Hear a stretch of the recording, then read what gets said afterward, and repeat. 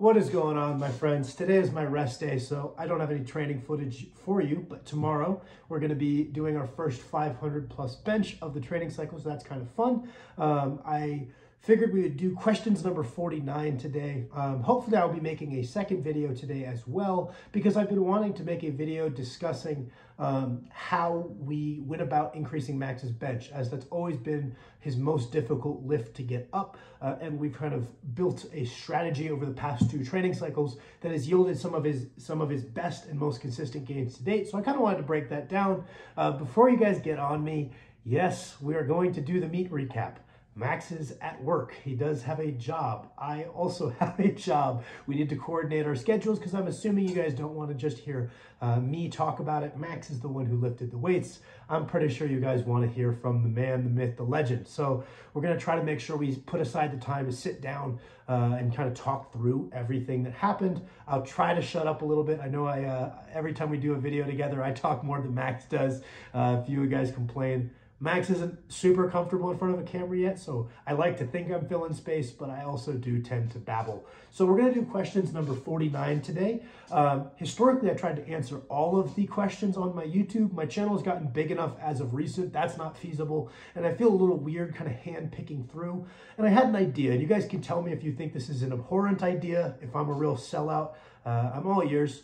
But the idea I had is I do have a Patreon, and I figured I would just answer all the questions from my Patreon, but post it publicly. That way people still get to watch these. It's not only for the people on the Patreon to get the takeaway, but the paid service, I guess, is being able to submit the questions with a 100% chance they get answered. If I feel as though it's a question that will not benefit anyone but you, I'll probably just answer you directly on the Patreon. If I think it's something we can throw into a video, I'll throw it into the video. I haven't vetted any of these, so they might be a little specific, but we're going to go through the questions I got from the Patreon yesterday.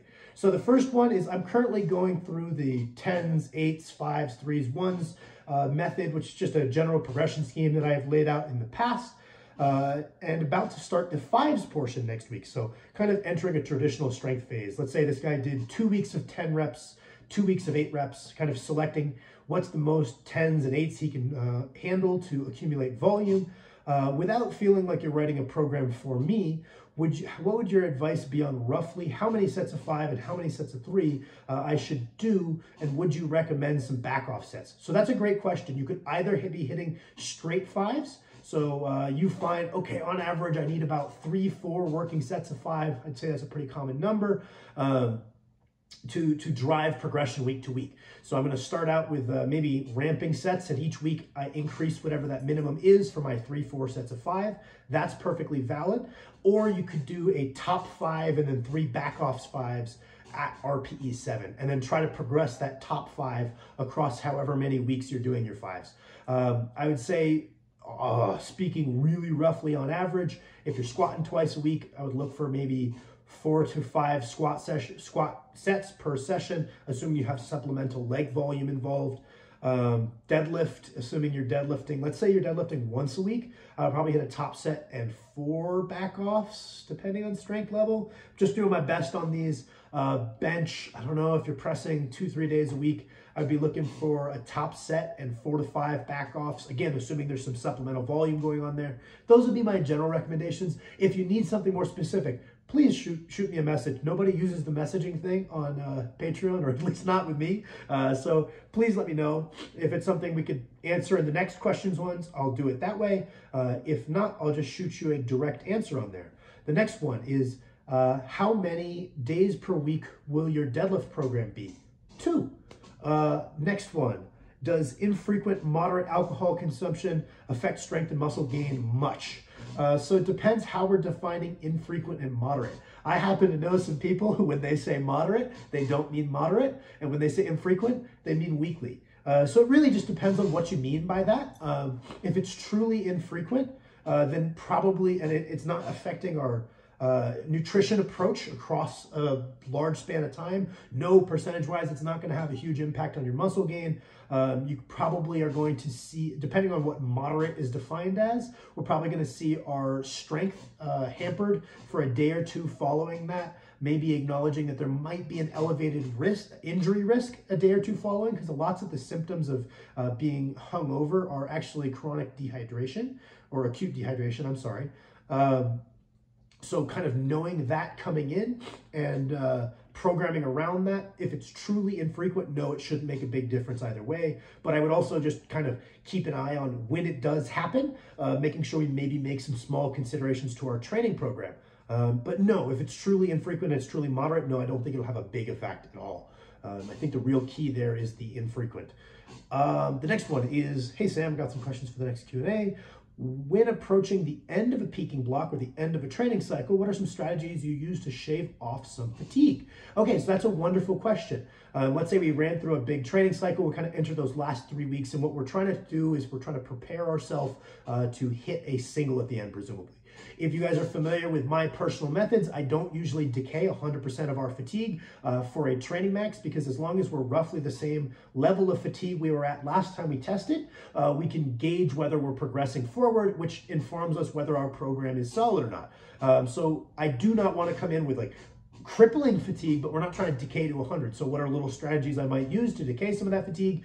Usually we're going to keep our accessories in, but increase our number of reps in reserve. So where we might usually be taking some accessories to failure and then some 1 or 2 reps away from failure, we're probably going to dial that back to 3-4 reps in reserve to get a little bit less fatigue. You know, keep the volume the same, kind of keep that level of motion and volume that our body is accustomed to present. I find a lot of people, if they drop off their accessories off a cliff, there's some volume across a week falls off a cliff, they tend to stiffen up. It's just a level of motion that they were accustomed to decreases quickly. So usually maybe we'll increase the reps in reserve. And then let's say we're deadlifting twice a week and squatting twice a week, right? So maybe we have a stiff leg session and a main deadlift, and then we have a squat and a accessory squat. What I will do is on that second to last week before we max out, I will sandbag my secondary motion. So the stiff legs are going to be extremely easy. And then let's say we're doing pause squats. Those are also going to be extremely easy as a means to decay some fatigue. So we're still going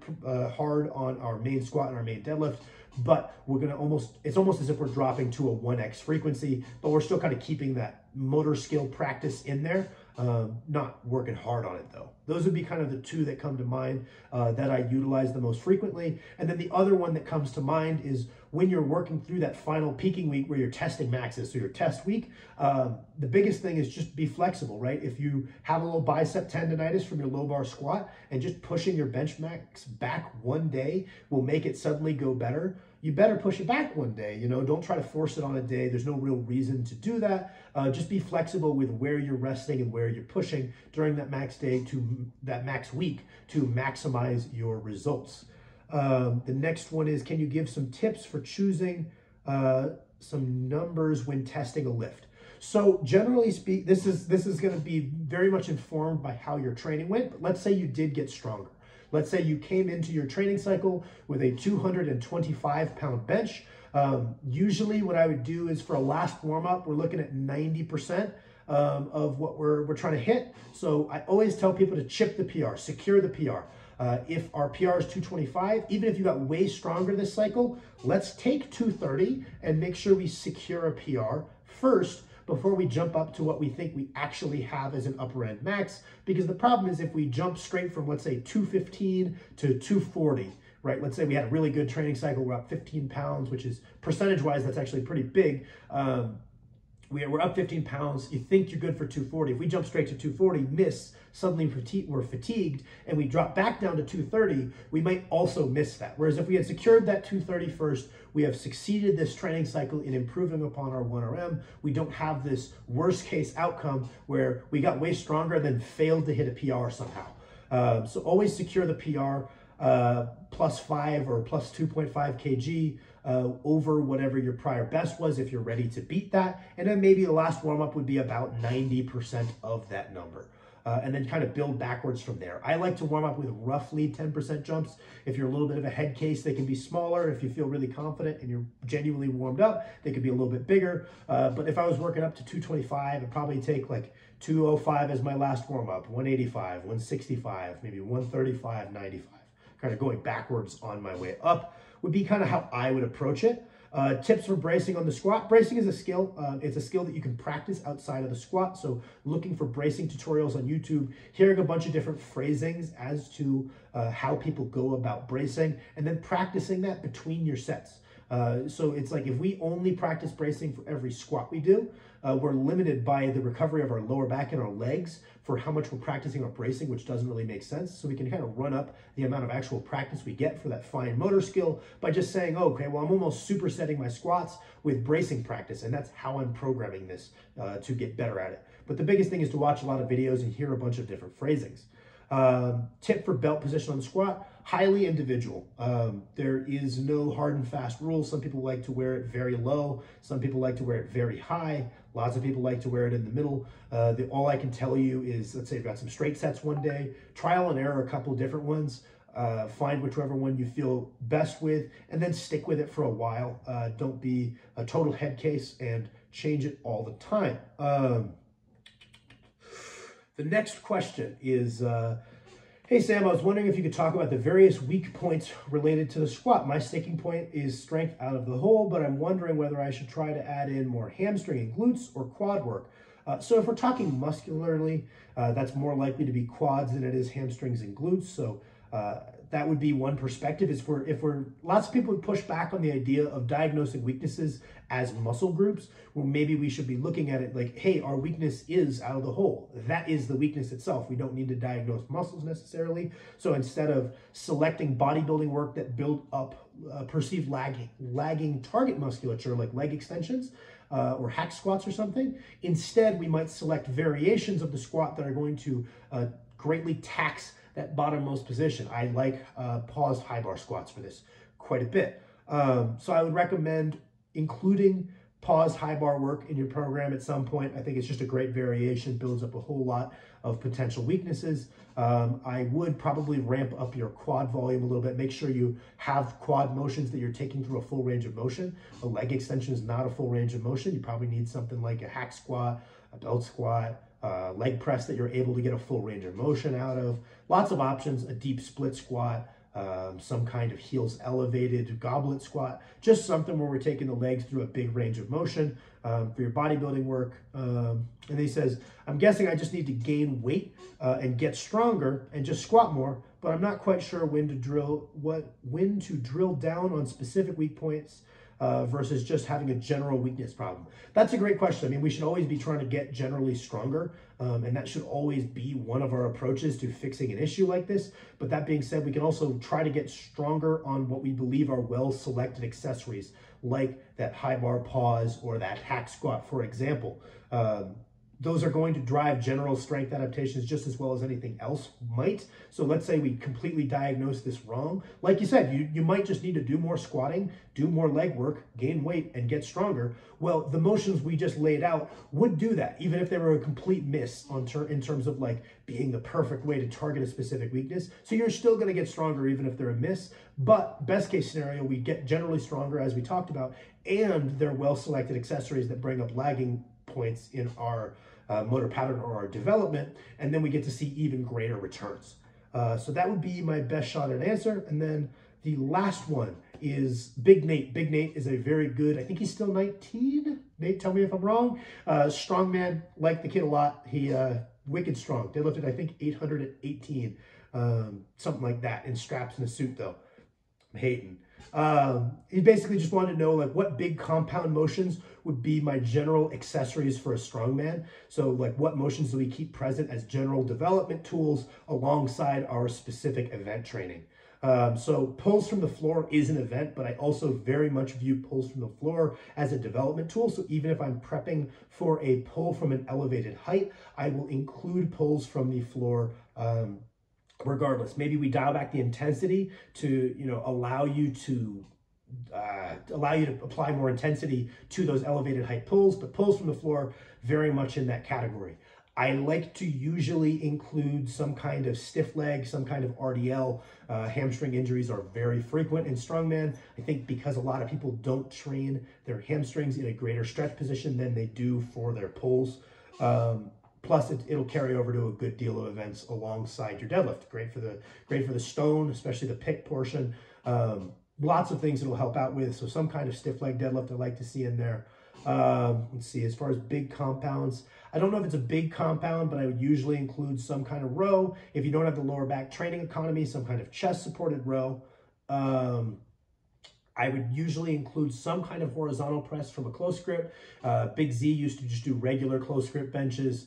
Graham Hicks does close grip benches to a 2-board because he finds that bottom portion of a close grip bench aggravates his shoulder. But you can kind of see this commonality in many good pressers, that there is some horizontal present on a weekly, some horizontal pressing present on a weekly basis. Eddie Hall just did regular flat bench. I usually favor towards a closer grip.